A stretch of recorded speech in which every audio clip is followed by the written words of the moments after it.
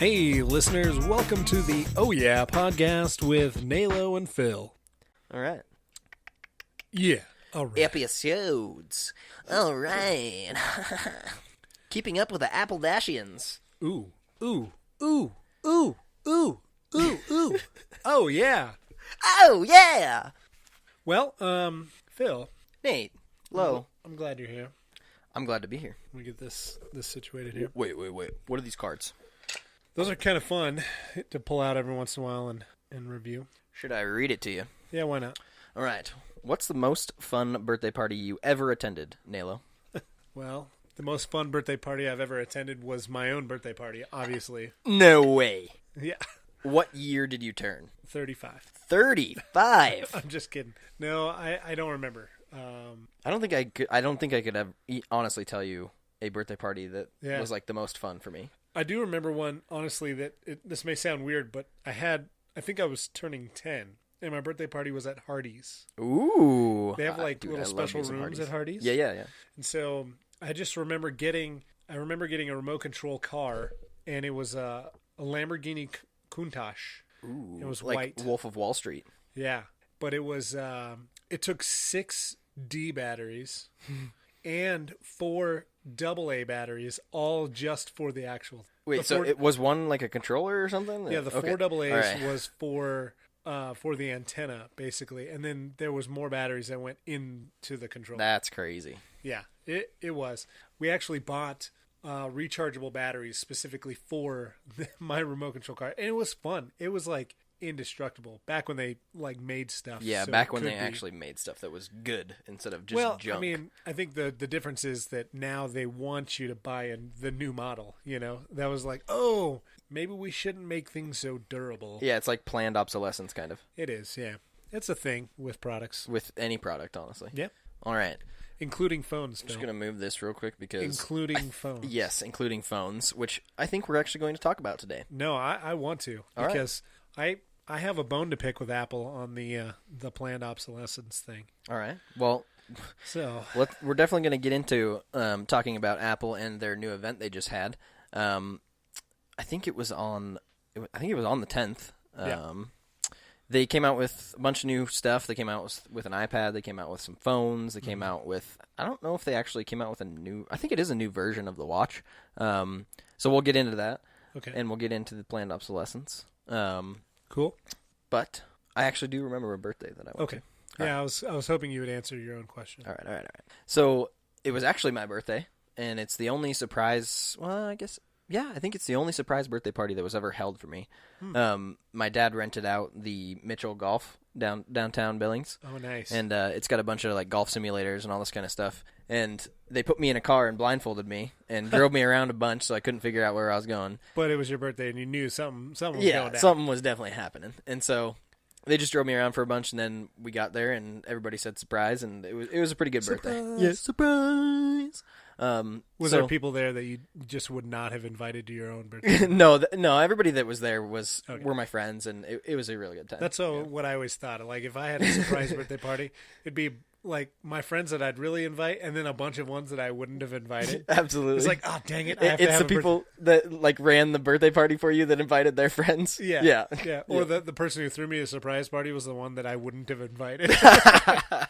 It's like, oh, dang it. I don't like you that much. Yeah. Now I have to be your friend. It would have been Mark.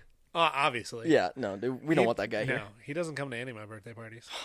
He doesn't even come to podcasts anymore. That's so not true. And it's because we've started this tradition where we get a bunch of people together that have January birthdays, and you get a free burger at Red Robin for the month in your birthday month. So we get a bunch of January birthdays together and all go at once, and we have this huge table of free burgers. And then they're like, what the...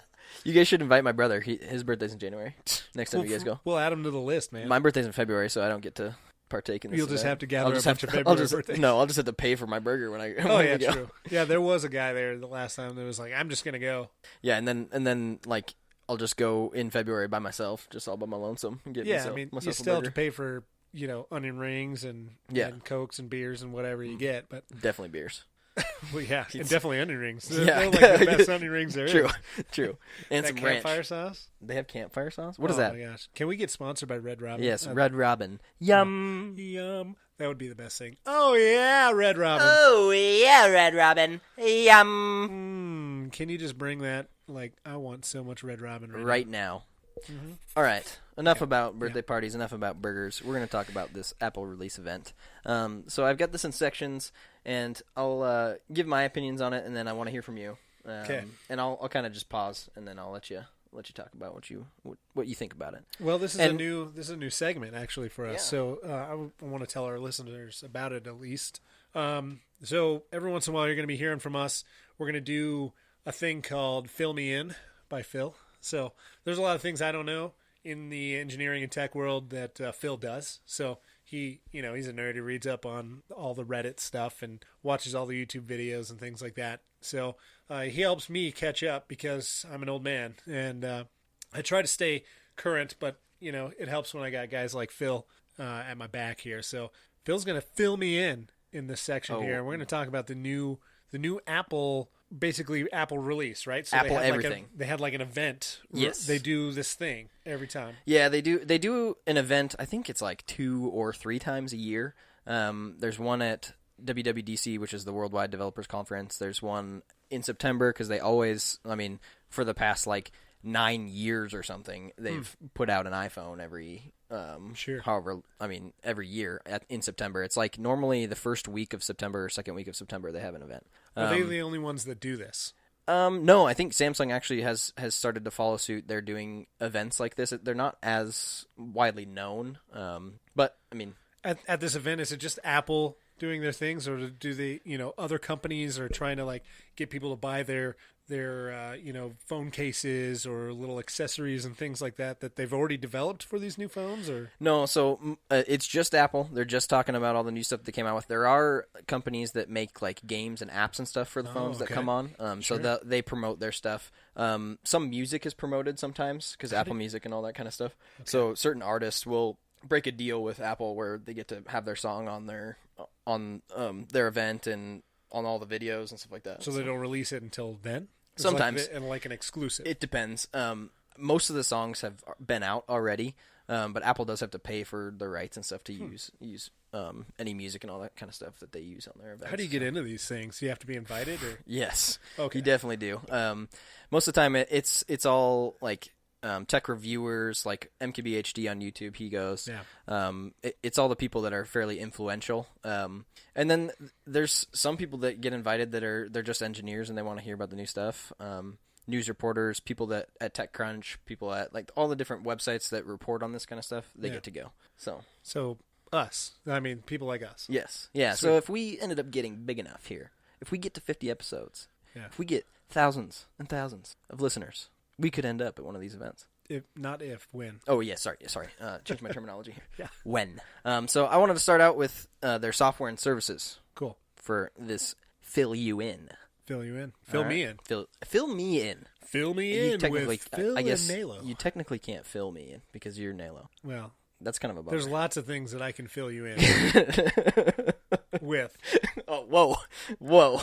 All right, I think we're just going to cut that one off right there. So the software and services that came out, they have a new thing called Apple Arcade. It's a subscription-based thing, so you can get a bunch of exclusive games. It's $4.99 a month for the whole family. They have this thing called, I guess it's Apple Family. I'm not sure if they have like a specific name for it.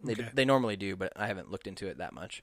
Apple Family's like a subscription? Yeah, service? so their Apple Music is $15.99 for the entire family. So if you have like 4 kids and your wife or like basically your entire family, they can have Apple Music for $15.99. Okay, or $14.99. So similar to like the family plan I have for Spotify, where we all can listen. Yep, okay. Exactly. Yeah, and it's kind of like Netflix, where you can have like if you do 4 screens, it's $14 or whatever, Okay. So you can kind of share it. So they just released that. There's a bunch of cool new games. I don't really game on my phone, so I don't really understand it. A lot of people do. I guess there's a big community out there that does mobile gaming, which I didn't realize was a big thing. Me but neither. It is. There's a 1-month free trial that comes with it, which is pretty standard for most of their stuff that they come out with. I think they did a 3-month for Apple Music when it first came out. So that I thought it was a little bit stingy. I think they should at least give them 3 months because a consumer can't really tell if they like it in 1 month. At least I wouldn't be able to because I don't game very often. So you're telling me that there's companies out there that are designing games specifically for like newer phones when they come out and their operating systems and things like that. Like they're designed to play specifically on the newer technology. So I'm over here nodding my head agreeingly. Yes. Yes, they are doing that. A lot of them wait till the new chips come out. So they came out with, we'll get to it in the hardware, but they came out with a new processor for the iPhones that is a lot better than the previous one, and it can handle a lot more graphics and all that kind of stuff. So they definitely have designed games specifically for the new iPhones, but you can still play them, but it's on the older phones, but it's a rendered down version of it because they just don't have enough power. You know, I was looking a little bit at your notes earlier. Actually, I was sneaking. Whoa. And I saw that somebody said that there's going to be like 100 apps or something, 100 games released. Yeah, I'm not sure on the specifics on Apple Arcade because it doesn't really appeal to me specifically. But I mean, it's definitely possible that there's 100 game makers out there that produced a game just for that iPhone. Gaming for me has always been like, console gaming because I've had consoles since I was a little kid. I've had various consoles of different types, and it just seems so weird. I guess an iPhone technically could be a console. I mean, it's something. It's like a little handheld game. I guess it's almost in the same realm as a Game Boy or something like that, right? Yeah, I think it could compare mostly to a Game Boy or like a Nintendo DS or something like that. But I mean, the Apple TV, I think, is the console of the Apple world because you can get a controller for the Apple TV and all that kind of stuff. And that you actually can play these games through Apple TV. Yeah, so they come out with Apple TV specific games, but they also have games that you can play on both. And so that actually segues into the next section of this pretty well. Sweet. So they came out with another service called Apple TV Plus. And if you buy an iPhone, an iPad, any of the bigger devices this year, you get a full year free of Apple TV Plus. Whoa. And so what Apple TV Plus is it's kind of like Netflix or Hulu or all that kind of stuff. They have exclusive originals that are on the service, and one of them is featuring one of my favorite actresses, Jennifer Aniston. Whoa. Yeah. Oh, yeah. Oh, yeah.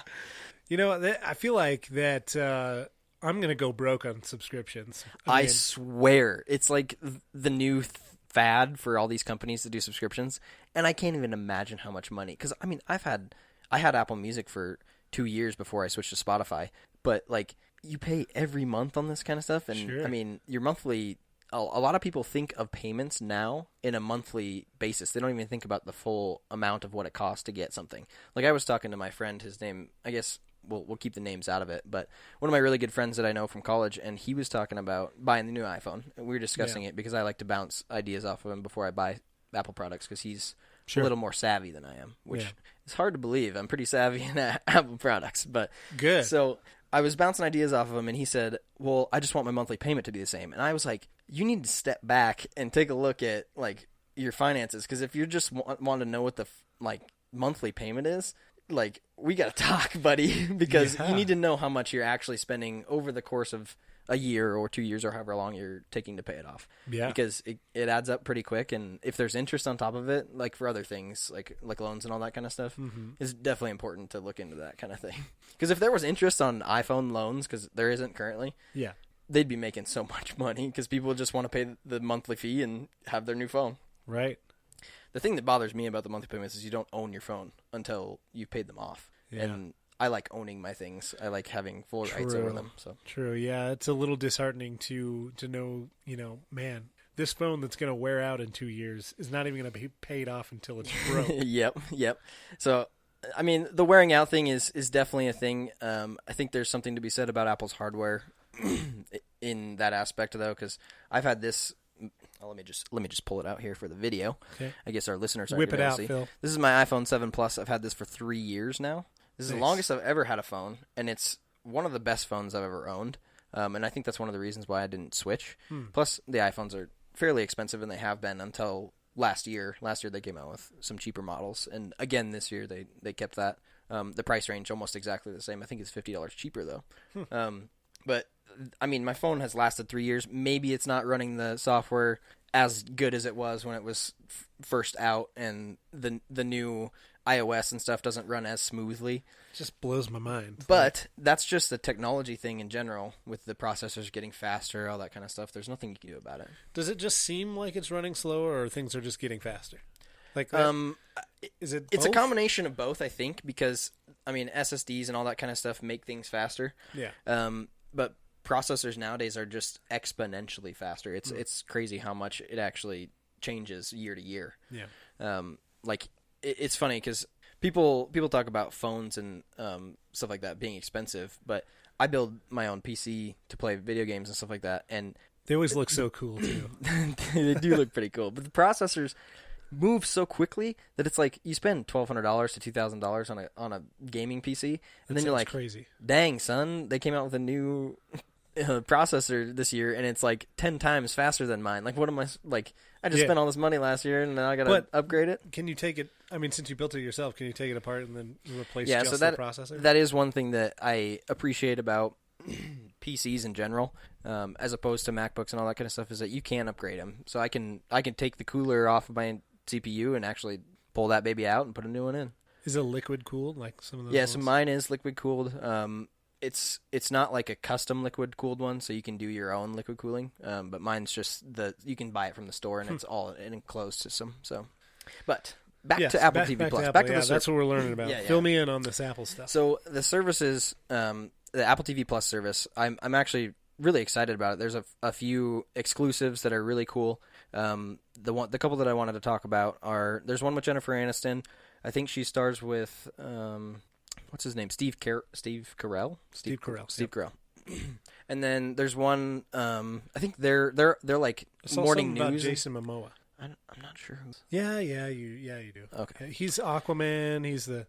We'll look him up. I don't even know who Aquaman. I haven't seen any of those. He's the dude from Game of Thrones. He died in the first season. Yeah, see, you're talking to a guy that's never seen Game of Thrones. You'd know him if you saw him. He's like big old giant, like the most manly man. That might be what this next one I want to talk about has in. Cool. So Jennifer Aniston and Steve Carell, they're in a morning show type show where I think Steve Carell loses the position and she becomes the main reporter, and so his life like collapses, and it's kind of a drama, I think, is what they're going for. It looks really interesting. It's one of the shows that I'm definitely going to watch out of the. I think there's 6 or so that they came out with. There's one with, I think it's that Jason Momoa guy. It's called C. Yeah, that's the one. A bunch of people are blind or something. Yeah, so it's like post-apocalyptic, kind of like The 100, actually, that we've been talking about for a while that here. Show. Yeah, I mean, I'm loving it too, and that's why I kind of want to see C. Because it's post-apocalyptic, but everybody's blind. They somehow, something to do with the apocalypse, created a bunch of blind people, and so it should be fairly interesting. So my guess is they come upon some people who can actually see or something. Do you think it's like I'm not sure. I mean, I would people? assume, that's something that probably does happen, but it's so interesting. I feel like I want to dive into that, but I want to learn more about this Apple stuff. Yeah, so we can go if what am I saying?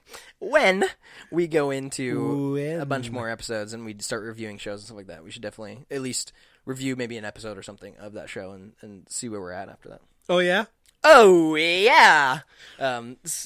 There's another show, actually, that I didn't put on my notes, but I wanted to talk about it. I think it's... I don't remember. It's a space show. Space show. And it's talking about if we Star lost the space race back in the day. So if the Russians got to the moon before we did. And basically it's a continuation of the space race, and it's saying that it never ended because we were trying to populate the moon, because they apparently found water on it. It's definitely a fictional show. But I'm in love with space. It's like one of my favorite things. Me too. Favorite like thing that people make movies on, all that kind of stuff. So let's do an episode just really like excited about talking about space. Yeah, let's do it. Absolutely. Let's do an episode in space. I wish. Elon Musk, are you listening? Because we want to go to space. He's listening. All right. So the show, it's about space, and the commies take over. Those dang commies, they got to the moon before us. Those commie bastards got to the moon fast. But yeah, so I'm really excited for that show. I hope to report back on it in our show. Yeah. The Oh Yeah podcast. Oh, yeah. In a few episodes. But so those are coming out, I believe, November 1st is when they release. And so we've got about 2 weeks or so till we can actually lay our eyes on them. You better episodes. get going on the rest of that 100 then. Yeah, I need to finish that before so these good. shows come along because I'm not going to be watching anything else but them I'm gonna, Apple TV Plus I'm going to NALO you in on that. Ooh, you better. That doesn't really work. We need to come up with something for you. We need to come up with a segment just for NALO. NALO. If you want, I don't know. our YouTube listeners, put some stuff down in the comments about that. Yeah, we take all of your suggestions and we do all of them 100%. Literally every single one, and you better believe it. So keep watching. Yep, I'm not wearing pants. Thank by you, the way, James, for the suggestion. I've been doing this elbow thing this whole episode, and I didn't even mean to. That's just okay. I've been putting my elbow up. I feel like it looks broken sometimes in the video when I do that. Really? Yeah, it looks dumb. This is comfortable. It's actually stretching my shoulder out a little bit. So yeah, if you can't see us and you're just listening, we have our chairs are right next to each other. Literally sitting right next to each other. Like we're inside of a car driving. And they both have armrests on them. Yes. And when I look at Phil, I want to lean over and be like, "Hi," and then I put my elbow up. Yeah, we put our hand on the armrest and we touch kind our of weenuses 90 together. degree our weenuses together. Yeah. So if you're listening, that's what we were doing. Mm-hmm. All right, moving on. The hardware. Yeah, we were done with Apple TV stuff. Yeah, it seems cool though, Apple TV. Yeah, they're finally getting into the game where Disney's coming in. They're gonna have their own service. Yeah. Apple or Netflix has one. Hulu's got one. Everybody's got a streaming service, and it's just gonna go up from here. There's gonna be a ton more. I feel like every network tried to do their thing, or some of them still do. I just don't know if that's going to really work out for them. I feel like that they're going to have to jump on board with either Netflix, Hulu, Apple TV. Vudu is like another big one. Yep. And I feel like they're just going to have to jump on to those boats because people are only going to have probably 5 or 6 subscriptions. Is my guess. Yeah, because otherwise, I completely agree with you. Then it's more expensive than cable used to be. Yeah, then your wallet is literally empty. Yeah. Because people would complain so much about how expensive cable was, and then Netflix was cheaper and things like that. But now we're just getting back into, I don't know, it's a vicious cycle of give me your money. Yeah, I completely agree. So it's funny as a millennial, a true millennial, I have grown up. Well, I guess my mom had cable, but I have never myself paid for cable. Oh. I've never had cable TV at my apartment or any of that, or at my house, any of that. I only pay for internet. And then we stream stuff from Netflix, all that kind of stuff. So there was one point where I had every service that cable could offer, everything. What? But that's because I got it for free because I worked for the cable company. So I also didn't pay for it. Nice. But there were times where I did pay for it, and we had all the channels, and it was nice to watch sports and things like that. But it's just that's not the thing anymore. Yeah, I think that's the only thing that I'm missing is sports. Because I would like to be able to just sit down and watch a hockey game when they're on in the afternoon or in the evening. But I can't do that because I don't want to spend, I think it's $60 or $70 a year or something for the NHL network. But games are blacked out if they're in your network. So if the Avalanche play or something and I want to watch their games, I can't because we're in that section of the country where that's like your regular channels get that. Yeah. And so they black it out on the services so that I hate that. You have to have cable to watch it. Yeah, it's kind of dumb.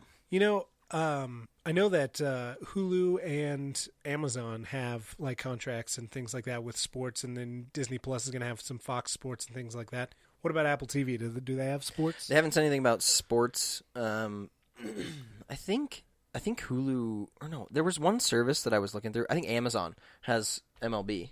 Oh, okay. They have a few MLB games here and there, but I don't think Apple TV Plus is going to be any sports. It's mostly produced shows, so dramas and all that kind of stuff. So. Yeah, cool. Yeah, man. Let's talk about that hardware, man. Absolutely. I actually like this section. I like the hardware section. I like to know about that. And I think it's my favorite part. Huh. Apple's hardware's always been beautiful. Mm-hmm. The old MacBook Pro you got sitting here is one of their best designs, I think. The keyboard I was not a fan of when they came out on this MacBook Pro. Yeah, I like a little bit of travel in my keys. Yeah. But that trackpad, that increase in size is incredible. These keys though, I smash them like regular keys. Yeah, dude, you got to make that clack. Dude, I will smash my fingers clacking on them just to make the clickety clack. Yep. I'm gonna break it, but I slap my fingers. Sarah does that too. She's got an older MacBook. I think it's like a 2013 MacBook Pro, and she just Oh, yeah. So, all right, well, let's get into it. The new stuff that they released. First, we're going to talk about the iPad that they just came out with. They increased the screen size. Oh, yeah. Oh, yeah. So a lot of people are going to like that. They went from a 9.7 to a 10.5 in the same frame. So it's the same physical size, but the screen is actually larger in the device. It's going to be as big as this table before we know it. Yeah, I know, right? They're going to have like a full table screen. Yeah, just instead of a coffee table. The iTable. Well, I mean, we can report on that when it happens. Yep. So one thing that really is probably going to upset a lot of users about this is they released functionality for the Apple Pencil for this iPad. And in their cheapest model iPads, they've never done this. I don't think. They might have came out with it last year, but I'm pretty sure this is the first like entry-level iPad that you can use an Apple Pencil on. And so... Why would they be upset about that? I think people would be upset because if they just recently bought an iPad, it doesn't have that functionality. So the iPad 6th generation, I think, is the generation they're on. So they have an older iPad that they spend more money on. Correct. And they still can't use the pen. Right. Oh. So that could be frustrating for some users, but I think all in all, it's a good thing. You should be able to use the Apple Pencil on non-Pro devices because that was the thing. You had to have the iPad Pro to have that functionality. Okay. Yeah, I agree. It's like a very useful tool. I mean, they could easily sell, twice as many of the base models if you could just use the pen. Because, I have a Note, and I've had a couple of Notes, and I use the Samsung pen like crazy. Like it becomes second nature after a while after you use it so much. So I can see how those people would be, so ready to use that Apple Pen on any kind of product. And I think it's going to allow them to expand their sales of the Apple Pencil itself because up until now, only people who had an iPad Pro would buy them. So now it's going to open up that market for them and allow them to make a little bit more profit on that Apple Pencil. It just makes so much more sense. Yeah. So you can get the smart keyboard for it too, so it just magnets to the back of it, and it's got some contacts on it and allows you to have a full-size keyboard, which is really great for a lot of iPad users are using an iPad because they don't need a full-fledged computer. But they still want to be able to type documents, all that kind of stuff. Okay, so on your notes, I thought I saw that it's faster than a PC or something like that. Yeah, so their big claim that they had during this event was that this iPad, a $329 iPad, their base model iPad is now 2 times faster than the best-selling PC that's on the market today. Which is when I say PC, I mean like a laptop. So there's the best-selling. Yeah, and I'm not sure. I didn't look into which one it was or any of that kind of stuff. The best-selling one could be just like a cheap, and it could be a really crappy like a computer. Chromebook. Yeah, and that's because every school out there buys Chromebooks. That's possibly what it is. Because I mean, when they look at best-selling, they don't like discriminate against if it's schools buying them, all that kind of stuff. So it could honestly be a Chromebook, but and they're not. I mean. A Chromebook is not going to be something that's, going to have the best, fastest processor in it. The only thing a Chromebook's going to have that's better than the iPad is probably more RAM because Chrome takes up a lot of random access memory. Yeah, but I don't know. I feel like it's a skewed statistic. Yes, absolutely. Okay. And they tend to use those in a lot of their events like this. They always say, well, I mean, one of the big ones is, I guess it doesn't relate to that at all, but they always say it's the fastest iPhone out or the fastest smartphone out today or stuff like that. And so they're always touting these big sayings when they do these events, and it's just so dumb. I guess they're not lying. They're being consistent, and I appreciate that about them. Yeah. I mean, they're not the only ones either. I mean, it's true. Yeah. At these Samsung events, they're probably doing the same thing. One other company that sticks out to me about doing these that I thought about after you asked me. Yeah. Who does these events and stuff like that is DJI, actually. So they actually do an event. I'm not sure GoPro. I swear I've seen they might GoPro do that too. Stuff too. DJI does events. They hold them in New York City, I think. They're a lot smaller venues. I mean, Apple has their own theater. Sure. At their Apple One campus. It's like this big circular campus with a theater and underground. That's what they use it for. Yeah, it's underground. They dug it underground. That's sick. So you walk down this big spiral staircase to go downstairs, and outside of the theater, the building is literally just a glass circle. And so you just walk into this glass circle with a roof on it, and then walk downstairs, and then there's like a big, huge theater underground. That's crazy. Yeah. I can't wait to go. Yeah, me too, dude. I've been looking forward to that event for a long time to be able to like go there. That's I want to go to that. A similar thing with cars, like car release type things. I want to be able to go to these big Yeah, events. how cool would it have been, even though I'm not a big like Corvette fan, how cool would it have been to have been at that event where they revealed the new mid-engine Corvette? Yeah, I watched the video on it, and like the lasers and the crazy light effects, and I don't know, it's so nuts. They put so much money and time into it.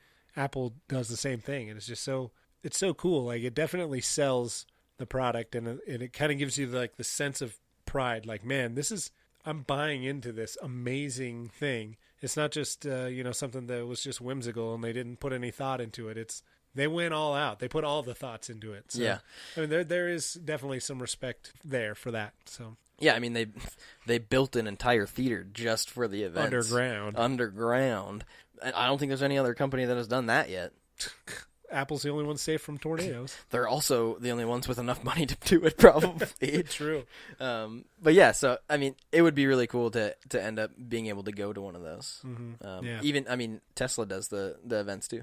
They do release events for all of their new cars. So sweet. I can't wait to go to them. Yep, me too.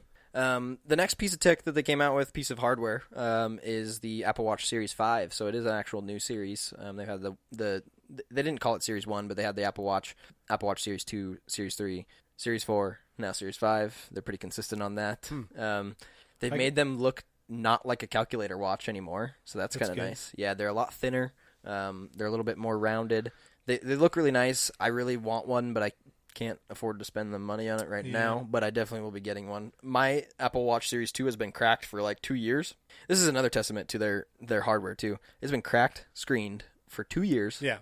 It still works. The touchscreen is like the left half doesn't work, but it still turns on, it still charges, it still tells me the time, it tells me my calendar. Like, well, that's important. Yeah, it tells me everything. Tells you the time. Yeah, I mean, the one thing that it should do, it does. So that's good. I did watch the YouTube video. You sent me a link for the Apple Watch. I watched the YouTube video on it, and the thing that they were very consistent about telling you is that it does tell time. Like, yeah. It is a watch. Their video is really funny. Yeah. And it's like, oh, it does this. Oh, it does that. Oh, it does this. Oh, it does that. It still tells time. Oh, yeah. Oh, yeah, it tells time. And then, like, they go through all these, like, different things that it does. And then they're like, but wait, it tells time. Yeah. So I thought that was pretty clever. And, yeah. And it does seem like, of course there's other tech watches out there, but it's more like they're reiterating that it literally can do everything. And that's insane that it can do that. Because, I mean, like 10, 15 years ago, yeah. Did we even have cell phones 10 to 15 years ago?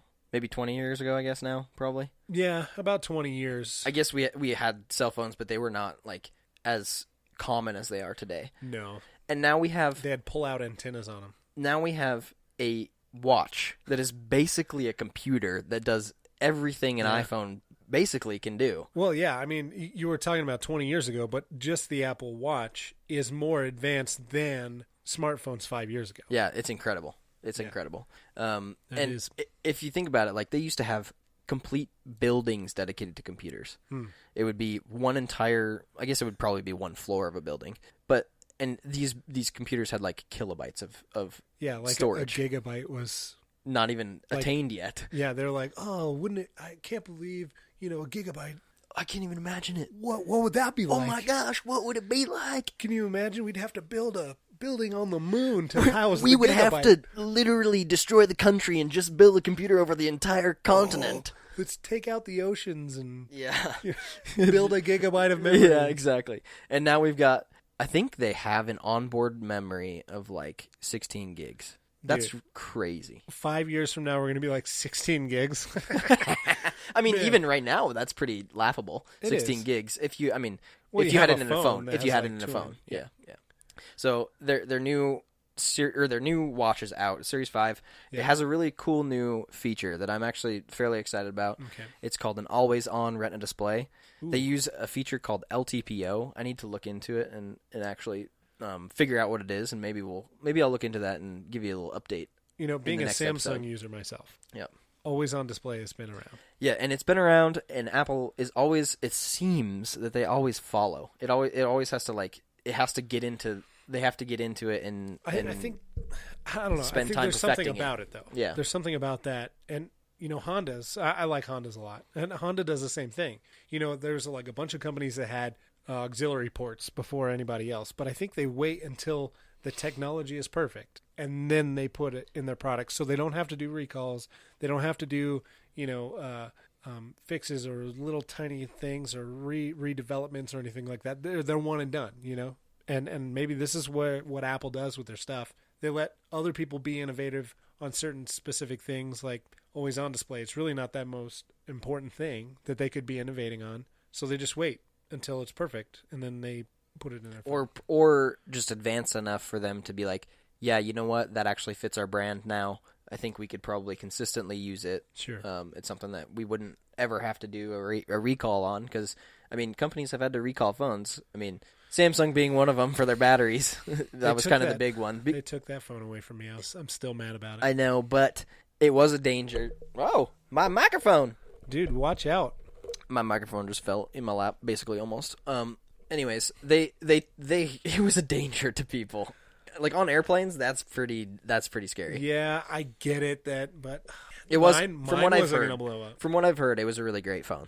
It was amazing. But I agree with you. Apple is. I think that's what probably they're doing is just waiting for the tech to get to a point where it's like they could see it being in their phones and not having any use. Well, at the same time too, like if Samsung came out with their always on display, and their brand new phone was the first time they ever did it, and then the very next phone Apple did it, it would seem a little bit weird too. It would almost seem like they're just copying and it maybe they're waiting for a specific amount of time so that they don't look like the copy. And since we're talking about hardware, I feel like I should ask you how much of this hardware is being developed by Google or being developed by Samsung in general? Because I know that they share some of the hardware. I'm not actually sure about who developed it and all that kind of stuff, but most of their chip, their actual processor is built by them. It's built by Apple. That's good. Maybe manufactured by somebody else, but it's designed and built by Apple.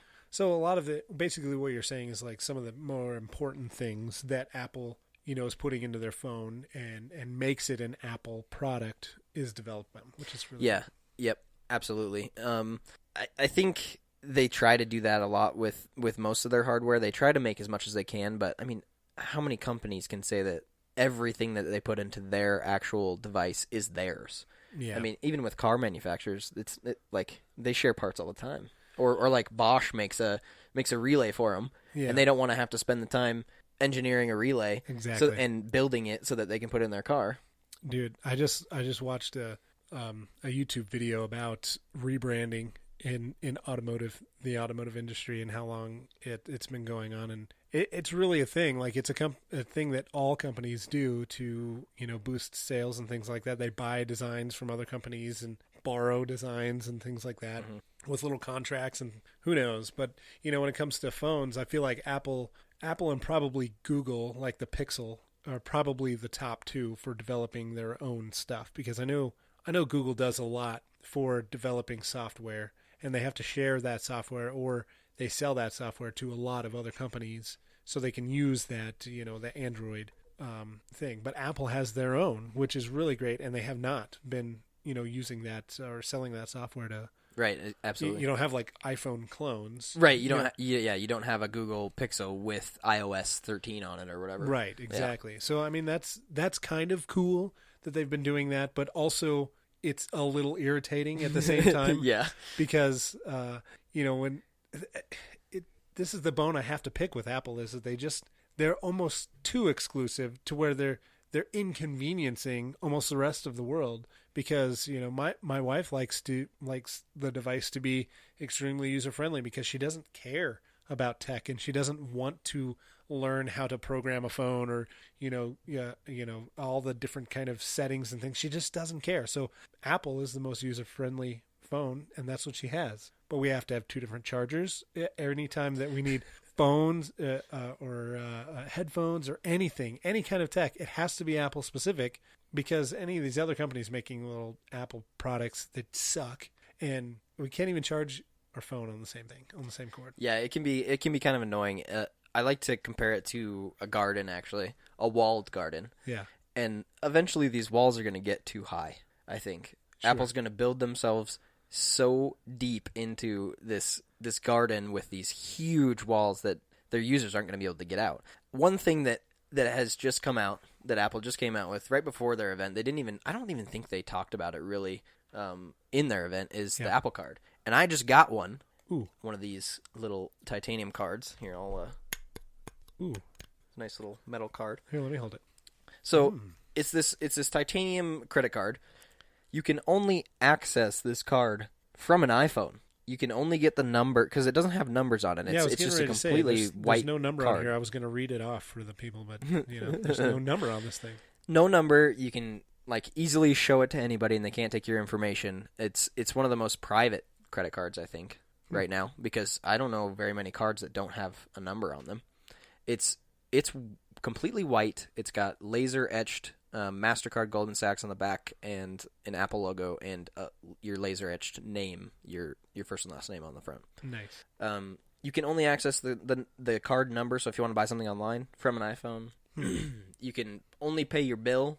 I'm pretty sure you can only pay it from your iPhone or any other Apple device. So I could probably get. I could probably pay my bill or something with your work MacBook. Computer that you have. Can't it's do not an Apple device. You cannot pay your bill. I don't think so. At least I haven't tried it yet. But that's just an example of Apple building a wall even higher. True. It's kind of an exclusive thing, and every time I hand this to somebody, they're like, "Whoa!" It does look cool. It feels cool. They're gonna become more common. This is, I'm probably one of 400 or 500 people in Billings that has one, maybe. My thoughts on it, when you first showed it to me, I'm like, I feel like it's going to last a lot longer than my stupid little plastic card that I have from my bank, because about every 3 months I got to get a new one because the chip breaks on it, or the card, the swiper on the back is messed up or something like that. I feel like it's at the very least more durable than other cards. Yeah, they recommend not to store it in a wallet that could stain it, all that kind of stuff, because it's not something that, it's got, mine I think has some scratches on it, but so it's not invincible, but it definitely is more durable than a regular card. For Christ's sake, it's titanium. How much is it going to cost you to replace it if you lose That's the other thing. I don't think they charge for a replacement card, and I haven't had to get a replacement, so I'm not 100% sure on that, but I haven't seen anywhere in any of the fine print that it costs to get another card. Cool. So I think it's a pretty cool feature that they have, but it is an example of building that wall even higher. Yeah, it's like that old movie, The Secret Garden. You're going to have to find some disabled kid to let you out of the garden. I've never seen this movie, so what you're saying to me is just, I don't understand it. Oh man, that's hilarious. I think that's probably an age gap thing. Oh, dude. We've got listeners that are like, yeah, The Secret Garden. Yeah, I've watched that movie. It was so good. There's going to be a lot of that, I feel like. Yeah. Between us two in the 50 episodes that we're going to record. Yeah, I guarantee there's some of our listeners going, the spores. I Shut don't the even windows. know what he's talking about. I can't breathe in the spores. Oh my gosh, you're crazy. All right. It's crazy. We got to get back to this hardware so we can get through it. I like hardware. Let's keep talking. Apple has recently released, I don't know if they had this on their last Apple Watch, but they really emphasized it on this event, that they can do either an ECG or an EKG. So it's an ECG. It is ECG? Yeah. So it's echocardiogram, I believe, is what that ECG stands for. Yeah. So it can detect whether your heart is beating too fast, or you have an onset of maybe a stroke or a heart attack or any of that kind of stuff. So it's kind of a cool feature that it has, and it's saved a lot of people's lives. And they emphasized that in the event. They had videos of people saying thank you to Apple for basically helping them out and being there for them when somebody else wasn't, because it's you never know if you're going to be alone when one of these events happens in your life, and it can be fairly terrifying. It immediately calls the emergency services if it detects you might be having an event.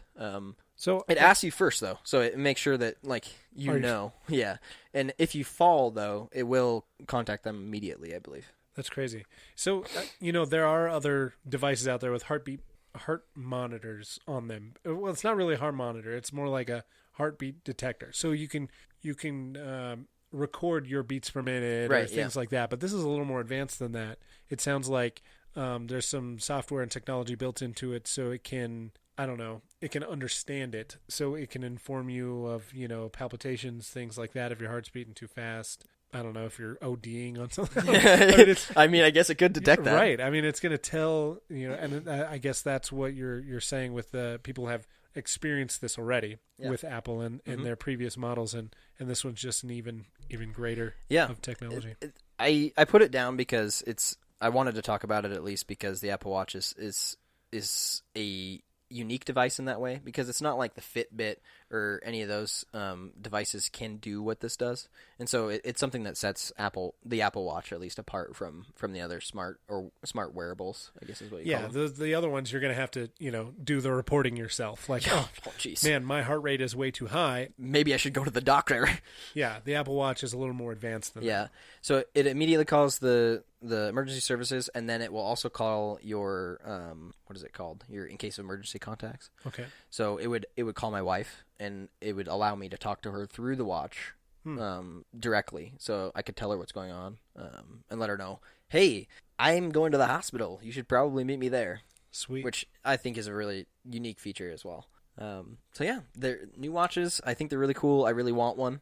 I was a big, I guess, what would it be? When you promote something, when you advise people to get them, what are you? I don't know. Sponsor? These are all millennial words. All right. I'm just kidding.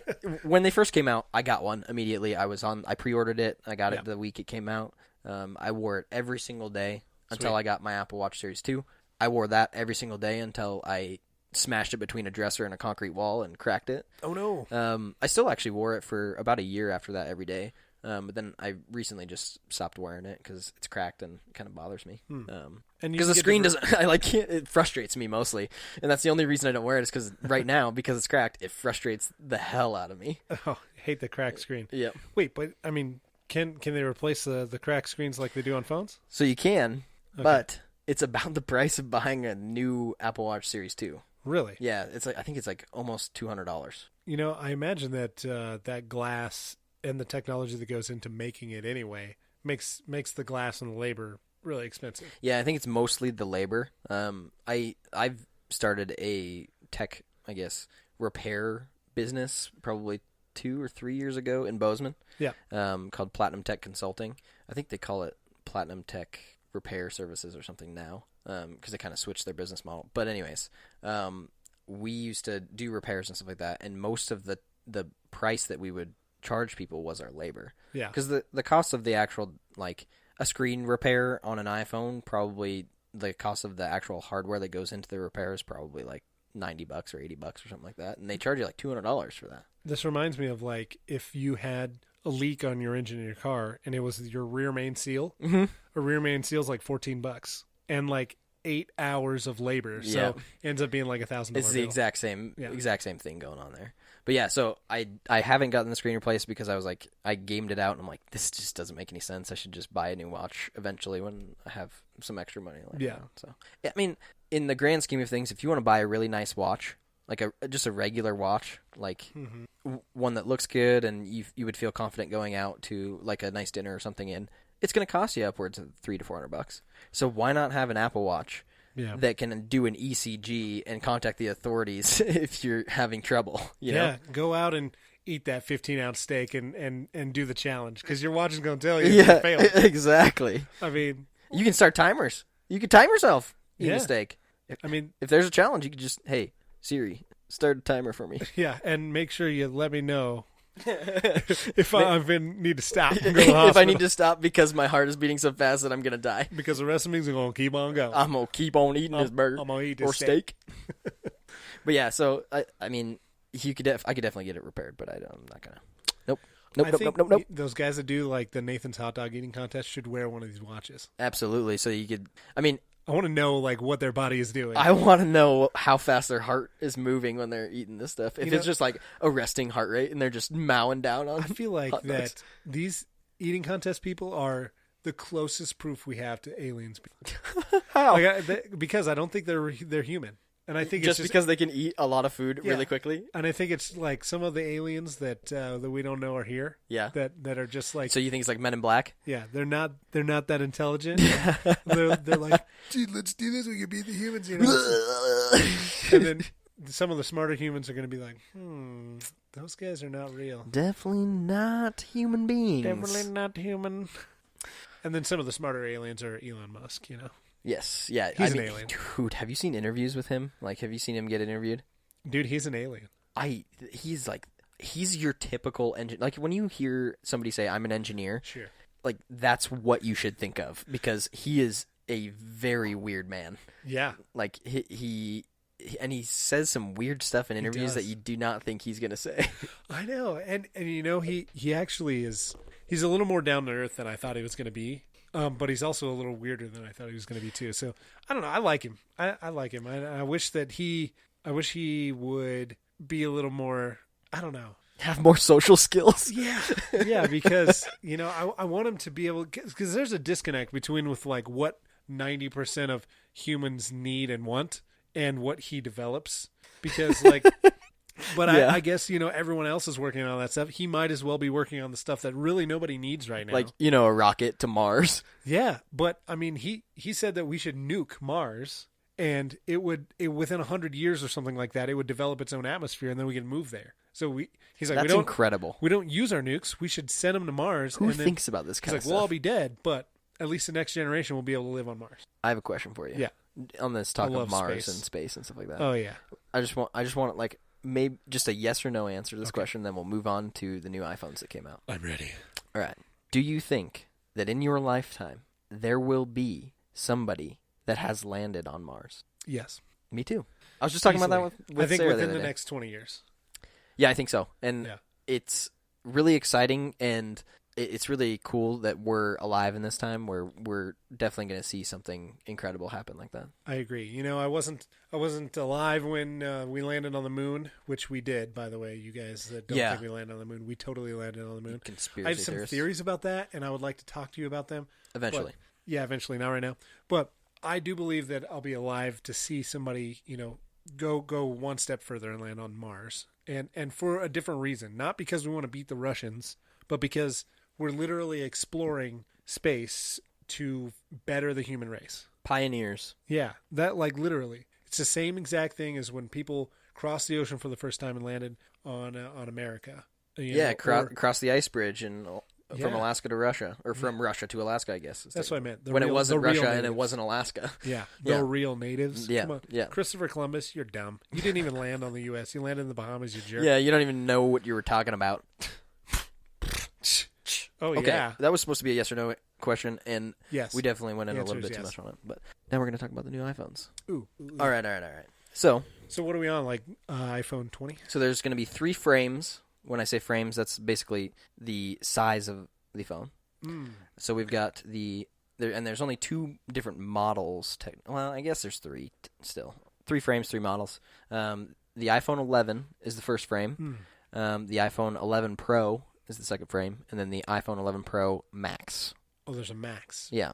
So it's basically the iPhone 11 Pro, but a larger phone. So I'm not sure the screen size differences and all that kind of stuff, and I don't really want to go into the like technical of it, but there are 3 different sizes of phones. The iPhone 11 is actually the same. It's almost the same size as the iPhone 7 Plus. So, I mean, about this size. I thought it was smaller, which is weird. It is like a tiny bit smaller, but the screen is larger.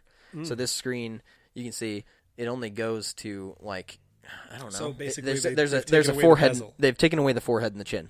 Oh, okay. Yeah. So, and they did that with the iPhone 10. They did that with the iPhone XR and the iPhone XS and the XS Max, all that kind of stuff. Is it to the where, screen like, goes to the edge. The earpiece is in the screen, like the new No. Samsung? So they still have the notch, and I think they're going to embrace this notch until the day they die.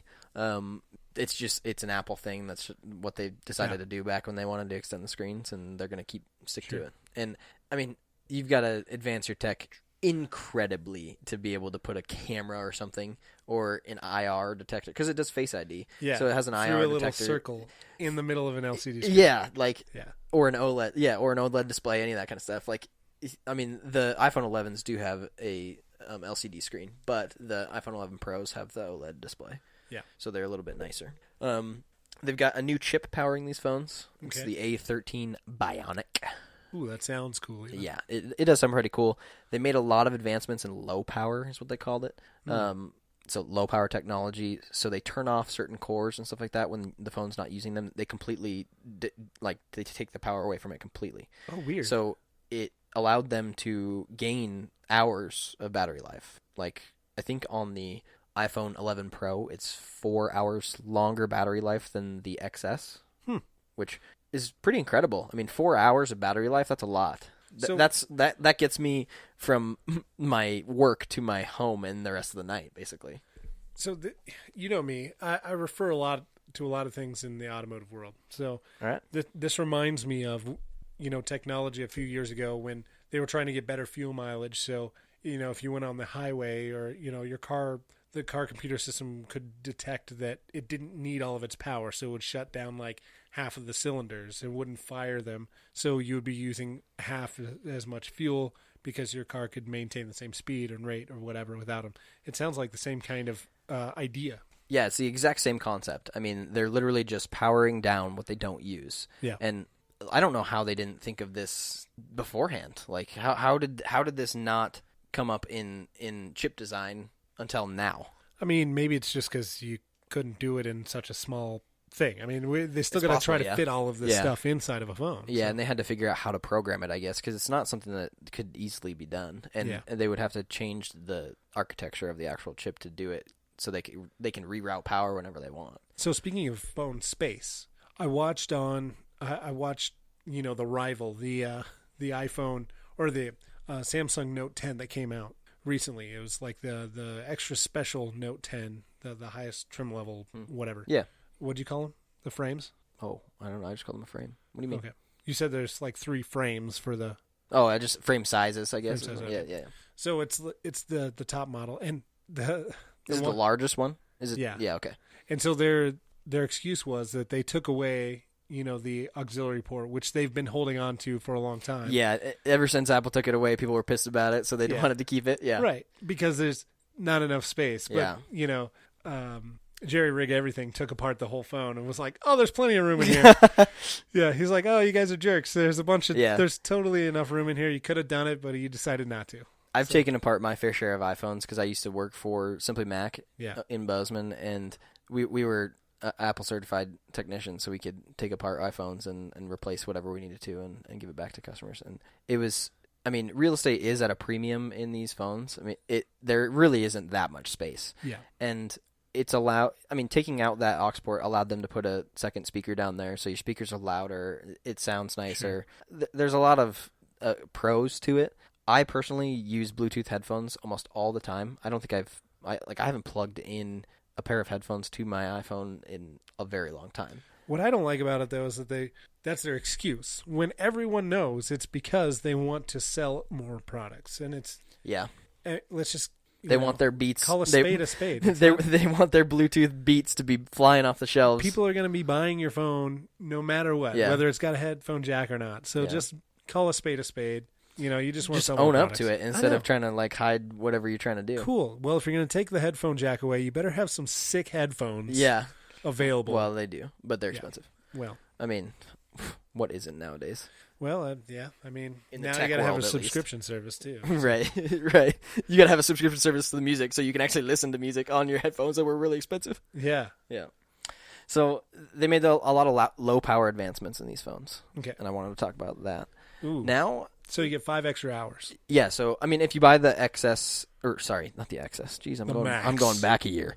The 11 Pro Max gets 5 hours more battery life than the last iPhone. So wait, only the Max has this ability. The iPhone 11 Pro gets, I think it's 4 instead of 5. So still incredible. I mean, the XS Max, I keep saying, my gosh. I'm sorry, all these Apple people are probably like, oh my gosh, this guy doesn't even use the right terminology. I'm turning this episode off right now. I can't even listen to this.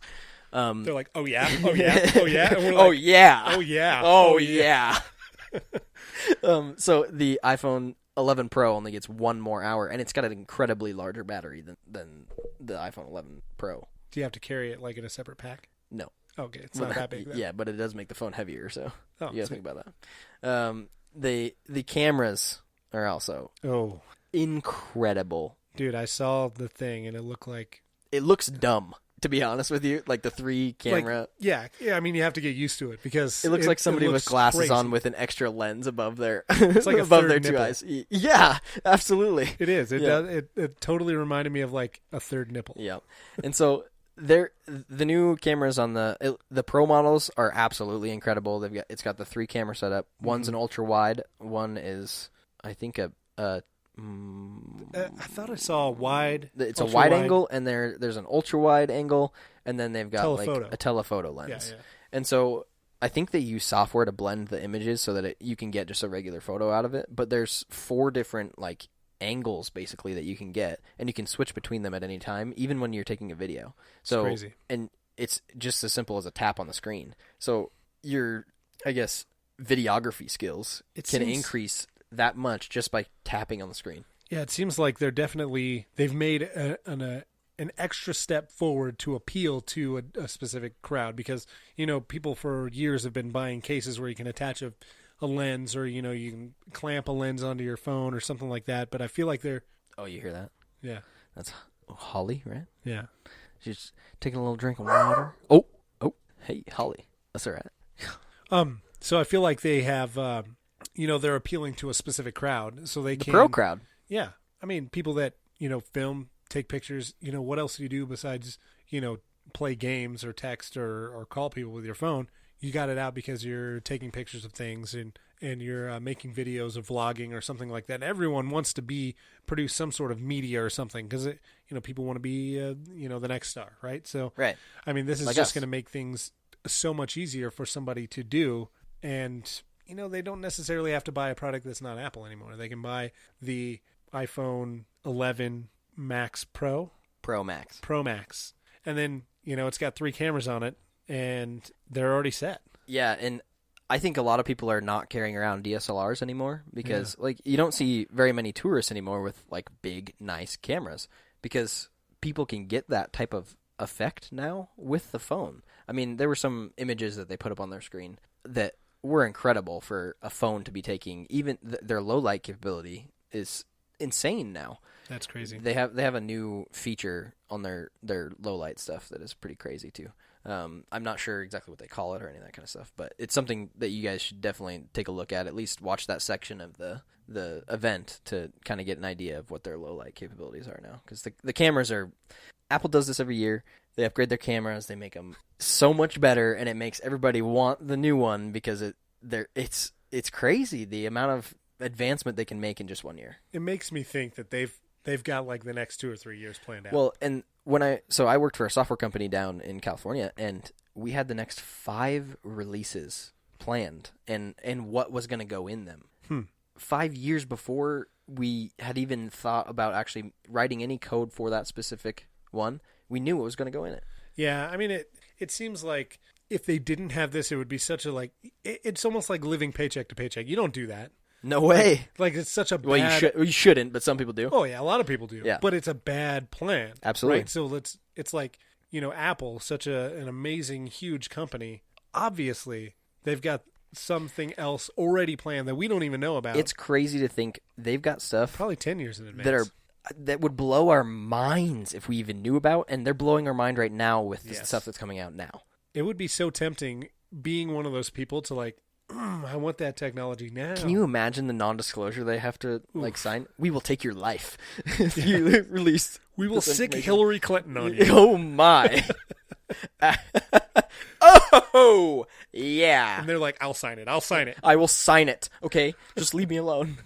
Oh yeah. Speaking of cameras, okay, they have a new front-facing camera. It's a 12-megapixel front-facing camera, so they finally caught up with every other friggin' iPhone or every phone manufacturer in the world that has a nicer front-facing camera. Of course. Now you can do what's called, and this is the only time I think I will ever say this out loud, a slowfie. It's a slow-motion selfie video. So you can now do slow-motion video from the front-facing camera, and you can make these ridiculously dumb videos of yourself, like getting your hair blown in the wind or whatever you want. I mean, okay. I mean, and they had to like come up with a name for it and all this stuff. Like, why? I mean, everyone's gonna try it once, but then I will definitely be trying it once because I ordered 2 of them. You ordered 2 of these phones already? Yeah, so my wife and I need new phones. Like I was just saying, I have had this phone for 3 years, which is stupid to think that, after 3 years I need a new phone. But it's true. I mean, a lot of people get phones every year, so I was stretching it out, trying to get my money's worth. So. Yeah. I mean, when I bought this phone, it was $1,200 That's ridiculous. That is so much money to be spending on a phone. You can buy a full frame DSLR mirrorless camera for $1,200. That is ridiculous that a phone is that much. Yes. But now the prices are so good that I was like, I mean, yeah, the screen might not be as good, but an iPhone 11 for $850 for 256 gigabyte phone, that's pretty good. Yeah. I wish the one thing that I am like hoping Apple will finally do is expandable storage, because like I have thousands and thousands and thousands of photos and I can't store them all on my device, and it makes me so mad sometimes. But with a 256 I can, but if I have to buy a 256 to be able to do that, which is a lot of money, a 256 memory card is not that expensive. No, that's pretty common these days. Yeah, it makes me mad. I feel like that's such an advantage that the Android phones have over an Apple, but I feel like they're going to get rid of it. I think it's like just down the road they're going to get rid of expandable storage. Well, the Galaxies didn't they? So like, isn't like the S7, S8, all those, don't they not have expandable storage? There was at least one or two. Yeah, there were like one or two devices that didn't have them or something. Yeah, you have to buy a Note to do expandable storage. But Google has, the Google Drive is just crazy. Yeah. So, yeah, I mean, cloud storage 15 gigs of free storage on Google Drive is incredible. It's actually unlimited now. What? Unlimited high quality images and videos. For Google Photos. So Google Drive and Google Photos are a different service. They're two different services. Yeah, I see what you mean. Yeah. Yeah, and I do actually pay more for extra storage in Google Drive. Well, Google Photos 15 gigs goes good. Yeah. You fill it up really quick. Yeah, absolutely. Google Photos though, it's unlimited, but it's a lower quality. It compresses your images, which would frustrate me. But down to 2K now. So it's like it was 1080, but now it's 2K. Yeah, because I was taking video and stuff like that, and it was compressing it, and I was like, "Don't do that to me." Even so, I put some videos on Dropbox, and I don't have like a premium Dropbox subscription or anything, that kind of stuff. And it was compressing my video, and I was like, "What if that's where I stored my video? They're compressing my video? That would suck." I understand that they have to be able to make everything fit, and they only have so much server space to put everybody's stuff. Sure, but if they're paying for the service, you should be allowing that. And I actually did get their 1 year subscription to 1 terabyte or whatever the heck, just to see if they wouldn't. So I uploaded a completely new video to it, and it compressed it. And I was like, what the heck? It's just another one of those things where they could. Yep. They could, store it all. Yeah. That's big, but they compress it on purpose, so you have to pay a subscription service. Yeah. I do like Google Drive though. I haven't used Microsoft Word. Well, I guess I use it at work, but that's because I have to. But for personal stuff and for college, I didn't use Microsoft Word. I just used Google Drive. So I still think that's Excel, all that kind of stuff. That's like an amazing thing that they were able to do, is almost to eliminate, Microsoft Word. An entire Microsoft suite of products. I know, right? They eliminate it from Isn't that crazy? Something that I use. Yeah, it's nuts. And Apple, they have their own products like that too. Yeah, they have sheets and numbers and all this different stuff. They have the 3 products that you would need. So sure. Yeah. All right, the last thing that I want to talk about with these iPhones is the IPS rating. They gave it a higher IPS rating, I believe. It might not have moved numbers, but it does have a better, I guess it's a longer time for more distance underwater, all that kind of stuff. So it's more waterproof. An IPS rating is basically it's the number that they use to rate the, I guess, waterproofness or dustproofness of a device. Okay. So a lot of it was just dust proof.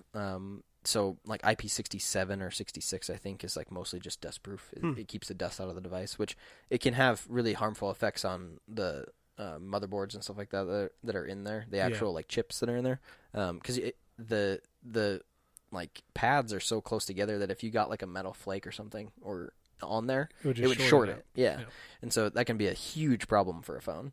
But they increased the IPS rating. I believe it's 2 meters now for 30 minutes instead of just 1 meter. So they're more waterproof. So if you drop your phone in the pool, you don't have to worry about it. Besides, unless this pool has some crazy chemicals in it, because I've heard of people dropping their phones in the pool and it had so much high concentration of chlorine in it. It was more acidic, I think, and it etched away at the seal, and it actually got inside the phone and ruined the phone. So here's the thing: since it's obviously not perfectly waterproof, but do they still call it waterproof, or do they call it water resistant? I think, because I know that it's two different things. They don't use the words waterproof because then they would have to back it up, because it's kind of like a guarantee thing with I mean, at least the U.S. today, if you guarantee something, you have to put. I mean, you got to put your money where your mouth is, and I don't think they want to do that. No, and so I think it's just water resistance is still what they call it. They don't up actually to, call it. you know. Up to, yeah. It says up to this. Your phone should be okay. You shouldn't have any issues, but you probably shouldn't. they still advise you, I think, to not do that. But I've showered with this phone, and this was just the IP68 rating, I think. Yeah. But this was the first iPhone that they came out with that. So the previous iPhones to this one, the iPhone 6 and 6S, those were only, I believe, dustproof. This one was the first one that was actually waterproof, and they used that in their event that year to say, hey, you can spill water on this, and it's not a big deal. Yeah. So I've showered with this phone. I've ran water over it to clean it. So, and I haven't done it for 3 years. Have you used it to clean, soap up your phone yeah, actually, I sprayed the soap on there and then just used it as a bar soap, basically. That's what I'm saying. I didn't do that. But okay, well, that's good. It would have been funny. It's kind of creepy, actually. Yeah. What if you accidentally started taking a video and sent it to your mom? Whoa. You got your mom on speed dial? No. Wait. She's in my favorites, I guess. Yes, I do. Mom, I love you. It's different nowadays. They don't call it speed dial. They call it favorites. Oh. At least in the iPhone world. Your ice contact is your wife, probably? Yes. Now ice is a bad thing. Yeah, they call it favorites. So I have a bunch of favorites. Hey, Mark Footett's in there. So are you. Oh, yeah. Oh, yep. So that's pretty much everything I want to talk about with Apple. Cool. Do you have any questions, concerns, comments? Dude, you've answered all my questions and more. Do you think you're going to buy an iPhone? I mean, probably not, but... You've been a Samsung guy for a while. Yeah, I mean, that's not because that I don't respect their product or that I don't think that they make a good product, because there's a lot of times where I'm like, man, Apple's cool. They do some cool stuff. Their iPhone, man, I wish I had that. And I think the only reason why, that I've been sticking around with Galaxy is that I'm a loyal guy, and they do make really great products. And I mean, the biggest competitor they have is Apple, and they're going to be rivals till the end of time. So yeah, I think there's something to be said about brand loyalty. That's one thing that I am a big supporter of is if you like a brand, if you like what they're doing, buy all their stuff.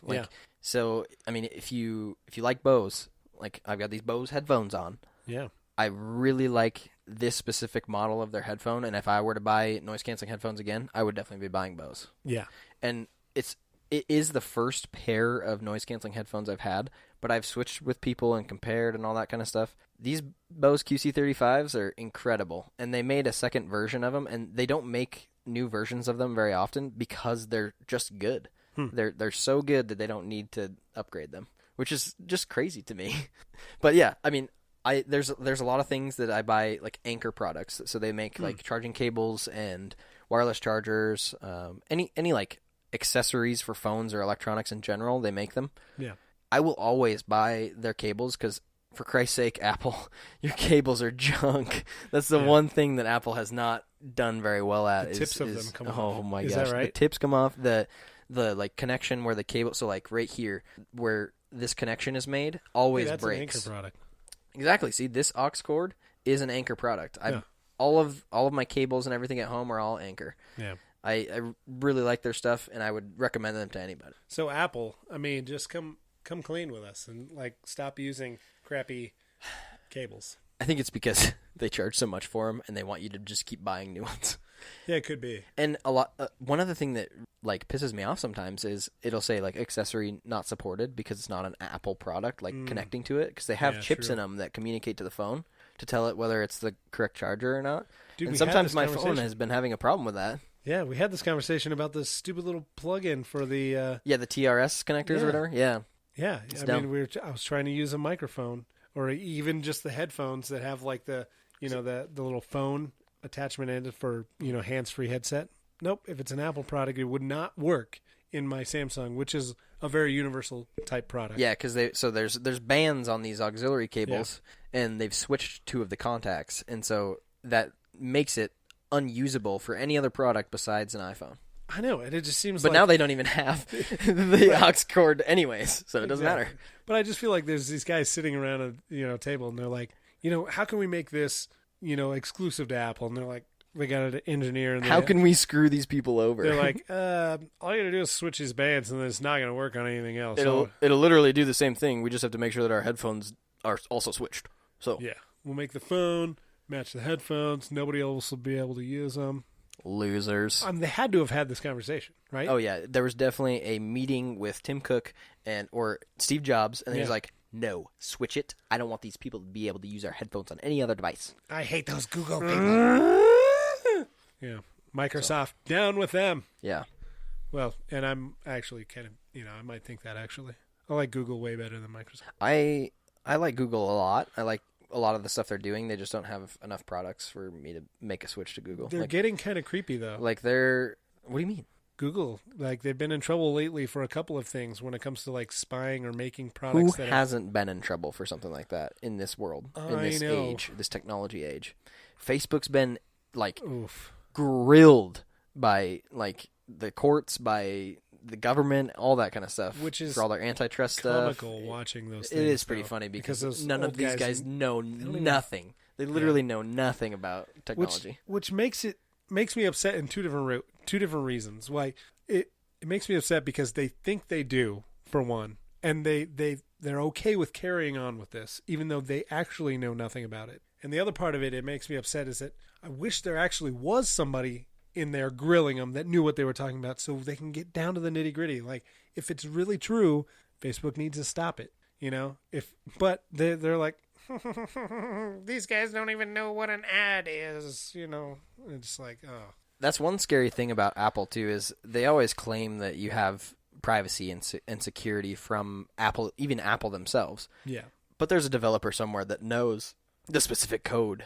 Yeah, there's a guy, unlock iMessages, from being completely private just to the person's device. Sure. He's a human person, and it's hard to trust humans. Absolutely. Other people. Yeah. People do bad stuff, man. Yeah. Even good people. And that's like they're always pushing it. And even in this event that they just had, they even pushed their security and privacy even more, because they just had I think they had a falling out with the public, at least for some of their Siri dealings. They were recording and having employees listen back to people's Siri recordings. So like, how Amazon got in trouble for the Alexa listening and all that kind of stuff? It was the same situation, but they were doing it with Siri conversations. Most of the time, it was because they were trying to better the service, because they have a human listen to what the other human was trying to actually say and then bettering the software. But there's no disclaimer. There's no disclaimer. There needs to be an opt-in or an opt-out for that kind of testing and stuff. And people didn't have that, so they felt like they were being duped. Which, I mean, sure. Yeah, you shouldn't be listening to my stuff. I agree. Yeah. And Apple should have known that. And with the amount that they push their security and privacy, that's something that, like, I was very surprised by. But now I'm, like, kind of worried maybe they're looking at my iMessages. Maybe they're looking at my photos on my iCloud photo. Not that there's anything in there that would incriminate me or like that I'd be embarrassed to show even the general public. It's like, that's just like a common decency with humans, that you shouldn't be like pilfering through their personal belongings and all that kind of stuff. You know what? I think Apple knows the Bush's baked beans secret recipe. You think so? I bet you they do. That's where they're making all their money? Yeah. The guy was like, that's an incredible theory, NALO. Dude, they know the Bush's baked bean secret recipe. Those commercials were always just ridiculous. When I was living with my mom and we had cable, they were pretty stupid. Yeah. But that recipe's been secret for years until Apple came around. It's just like jerks. Maybe they have even the Coca-Cola recipe. Or the KFC crispy chicken spice recipe. Dude, if I had that, I'd be making crispy chicken every day in my house. 11 herbs and spices. I just need to become really good friends with Skaggs. Yeah. Because he still works there, and I really wish I could get free food from KFC. I love that, So, Skaggs, if you're listening, hit me up with some free fried chicken. Give me that chicken. Give me that Kentucky Fried Chicken. Cool. I'm kind of bummed that Mark doesn't work there anymore, too. Yeah, well... Because he definitely would give me some free Kentucky Fried Chicken. Maybe that's why he doesn't work there. He gained too much weight while he was working there. Hey, Mark, you gave away too much free chicken. You're out of here, bro. Dude. Well, thanks for filling me in, Phil. Oh, I'm happy to do so. If you ever have any questions about anything, you let me know and I'll research it. I could give like a conference now on. You think so? Yeah. That makes me feel pretty good. I know. They're going to invite us just so we can join the team. You think, what if they had podcast Plus. So instead of Apple TV Plus, they just did Podcast Plus, and we were the main dudes Whoa. running that service. Cool. Just plug it right in. Oh, Listen yeah. Oh, yeah, you better listen right up. Apple, you better listen to us right now. Dude, they got rid of... Okay, so they're getting rid of iTunes, right? I heard that too. So I haven't been following that very much, but it does seem like they might be getting rid of their, like, actual... like the service that allows you to save actual files if they're like you bought, you know, like people used to buy songs for like $1 a song or whatever, right, and keep them actually stored on their device. Yeah, and that used to be how you manage your music. Sure. Like I mean, back in the day, they used to copy albums to computers after they bought them so they could listen to them. You know on their how many iPhones and iPods and all that kind of CDs stuff. I've ripped from that? Exactly. So I heard, yeah, I think they are getting rid of that service or not supporting it anymore, which is a term that all these big companies like to use. We're not going to be supporting that anymore, so you probably should just not do it.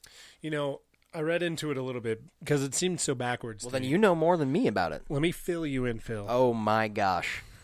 Phil is not doing the filling in anymore. So they're taking one app, basically, they're taking one program, iTunes, and they're splitting it into 3 apps.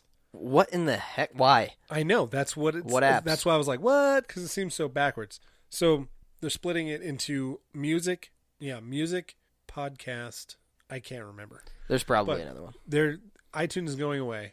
That's and so you dumb. still get to keep your music. Well, that's good. That you people purchased.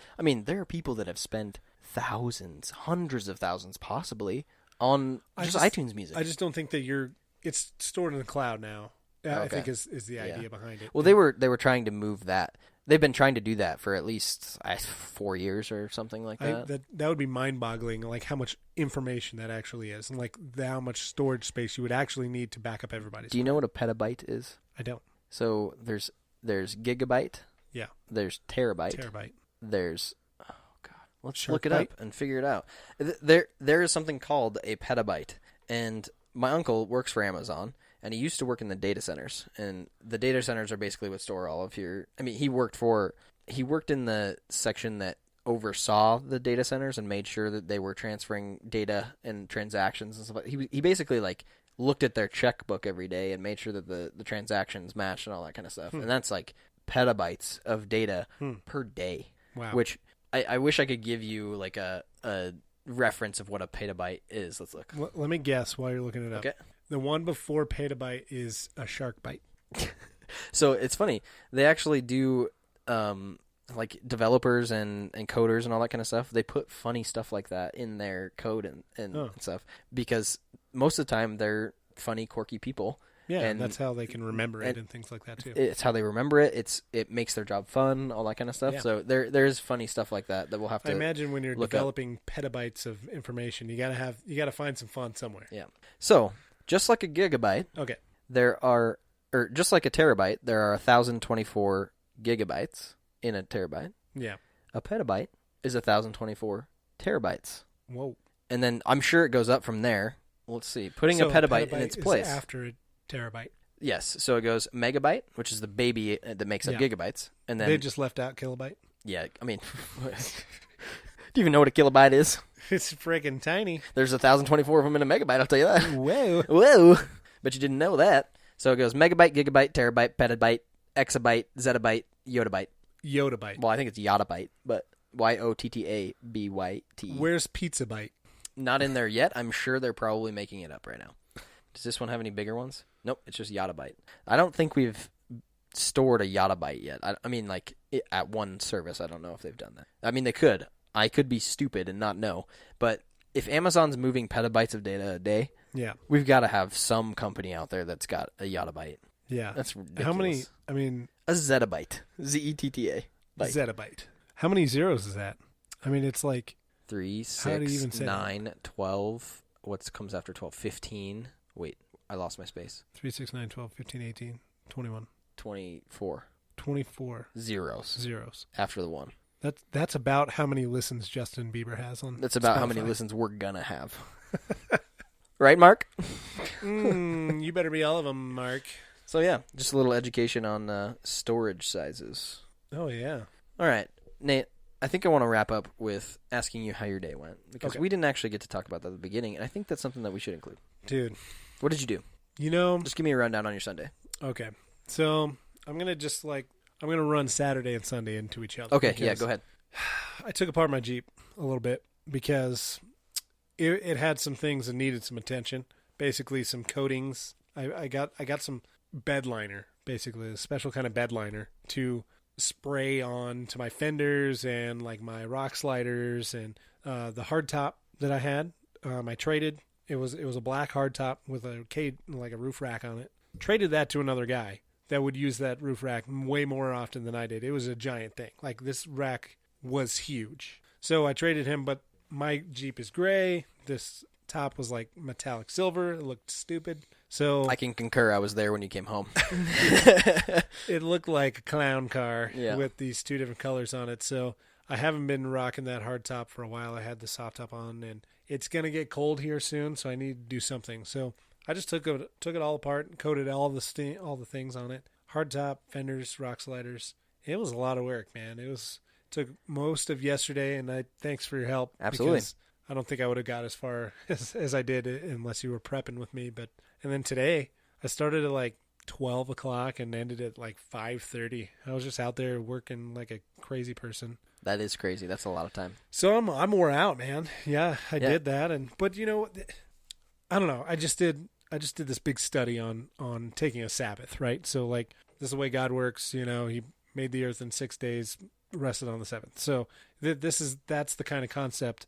I want to be able to do that. I want to be able to, I don't want to wear myself out when I work, and with my family, I want to be able to have a good attitude and things like that. And when I get really tired, I get cranky and grumpy. So I need to practice this resting thing. Mm-hmm. And I think that even though I'm working hard, like, it's totally a restful thing for me. Yeah, it kind of re-energizes you a little bit, especially when you're done and you get to see the work that you just did go into something that you're really passionate about. Because, I mean, we've been passionate about automotive and cars in general for a very long time. I mean, you definitely longer than me. Sure. And it definitely gives you like a recharge almost to see your vehicle come to life again. Yeah. Because doing something like that, especially aesthetically, Mm-hmm. it makes the Jeep look completely new, way different than what it was before, and it's a lot of fun to see that kind of stuff. Yeah, if I was like, polishing my floors or doing laundry or something like that, I would feel like, man, I need to go sit down and rest or something like that. Like, I'm definitely tired. I'm wore out. Like, I'm ready to go to bed. Body kind of hurts, yeah.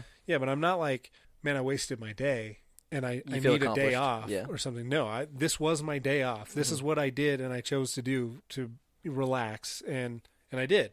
Turn on some, old school 90s hip hop in the garage, and Heck yeah. dude. And then, me and Ludacris just Dude, Luda. we coded some things, and it was good. Luda, hit us up. Sponsor our next episode. Let us play your music. Give us the rights, please. Yeah. Well, that sounds like a really great weekend. And I had a lot of fun with you yesterday on Saturday, which is the day that was yesterday, just so our listeners know. It was a lot of fun. I haven't masked things very, very much, and I have been wanting to get better at it because I like painting and I like doing that kind of stuff. So it was definitely a learning process, but it was fun. And I feel like I did a decent job for you.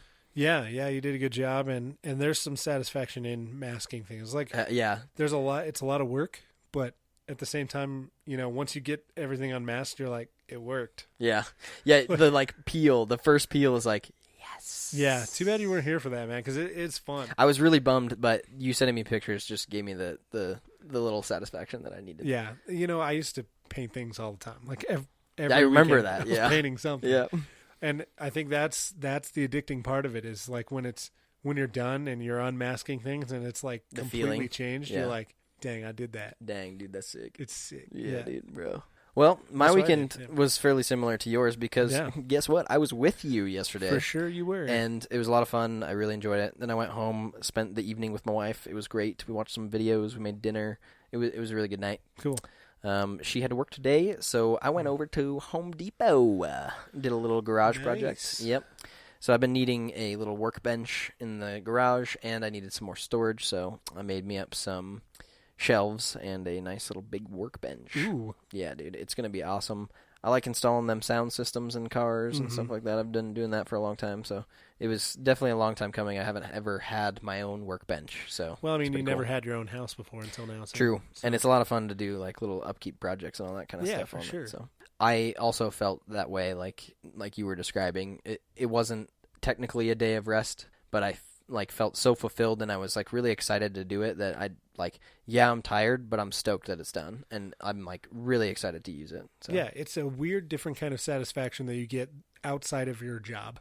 Absolutely, yeah. Because like some people do what they want to do for a job, but that's a very rare occurrence. Like it's a very small percentage of the population that actually gets to do for a living what they're passionate about, not what they're good at, what they're passionate about, and I definitely don't. So, I need some mental time off and some alone time and just like some relaxation from work because my work is mentally taxing. And when I'm getting hands-on with all the automotive stuff and working in my garage, it is rest for me. So, yeah, I totally get it. Building that shelf was probably just a really nice thing to do. Oh, man, it was what I needed for sure. Yeah. I mean, on top of cleaning your garage on, I guess, Saturday morning, like dude, 2 in the morning. It was like so fulfilling. We got done and I was like, oh dang, dude, this garage looks so good. I feel like I can come over here and help him work on stuff. That's hilarious because it cracked me up because we're sitting there chilling and just like, all right, it's 12:30. I'm gonna get up and start cleaning. And I'm like, no, Phil, no, please don't, because I don't want to. Don't do it. And then you're like, oh, you can just sit there. I'll clean. I'm like, that ain't happening. Nah, dude, I can't watch you clean my garage. Yeah, that's stupid. Yeah. But I did put all of those tools I gathered in that box. Yeah. I put them away and I organized them. We definitely need to go through all of your tools, though, and organize them. That could be a job for next week. I finished about 90% of it already. So. Man, that is awesome. Yeah. Really cool. Hell yeah. Well, I feel like this was our best episode yet by far. And for sure. We really appreciate anybody who is listening. Yeah. And if you really like the podcast and you think somebody might like to hear it, you should definitely let some other people know. Word of mouth is probably the best way that this spreads. Maybe even give us a shout out on some social media. We could do Instagram, Twitter. We have it all. Yeah. Just, oh yeah, podcast, and I believe we can tag the handles in the description of the. Yeah, you can actually listen to the podcast at any RSS feed app or website or anything like that. You should be able to get the Oh Yeah podcast. You just copy and paste the RSS feed into whatever it is, or just search in the search bar and you should be able to find it. Or you can listen on YouTube. If you got YouTube Red or something like that, it'll just play over and over since, there's not many episodes yet. But, we're well on our way to making a bunch of content here, and they're going to be great. So that's something you're going to want to do is subscribe and just get all the latest stuff from NALO and Phil. Yeah, I think the only thing that I'm really not excited about is listening to my own voice. There's some science behind that, and actually I want to talk to you about it because I've been developing an episode about different tones of voice that people use that I want to tell you about. Okay. Because it's really super annoying and it irritates me and I want to talk about it. All right. Well, we'll definitely save that one for another episode. Okay, sounds good. All right. Well, I think we're signing out. High five. All right. Woo! Wow, that was it. Oh, yeah. We should cut that out.